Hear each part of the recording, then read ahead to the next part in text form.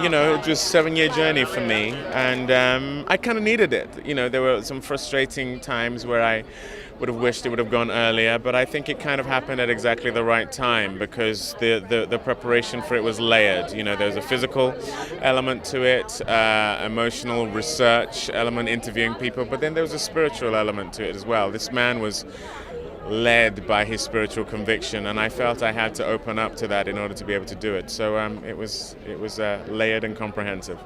I think because more than just being about the man, this film is about this particular period in time, and I think voting is something that we kind of take for granted as Americans, but it's something that's a right that is still obstructed for people in this country, and so it was really important to tell that story. And then I think by taking a smaller chunk, you get to really look at that time as opposed to paint it in broad strokes. And I think the civil rights movement is something that we think we all know about, but this movie teaches us things that we didn't really.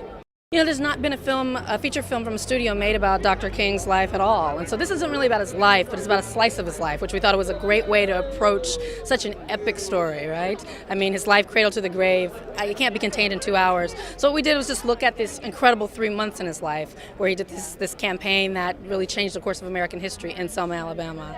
And I think it's just a great way to kind of get inside a life that's really too big for a 2-hour movie to hold. Thankfully, with Dr. King, you have someone who there's a lot of footage of him, there are lots of books, there's a lot of resources to gather in order to find out who the man was, but you only really get to see the public figure, you know, speeches, interviews. I had to interview people who knew him in order to find the man behind the oratory, behind the politics, behind the civil rights leader, and thankfully they are still very much alive, and you know, Andrew Young was a huge resource for me from that point of view.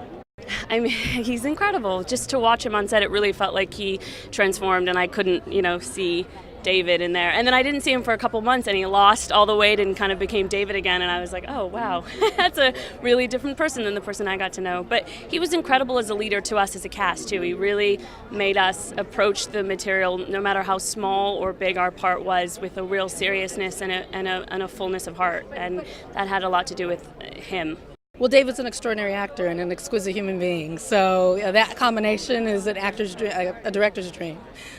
He's just very deeply rooted, so you want an actor that can really, really go deep, and so he never does anything surface. It's always kind of the layers and layers underneath, and for someone like Dr. King, an American icon, a world leader, truly was, you need someone like that, and that's David.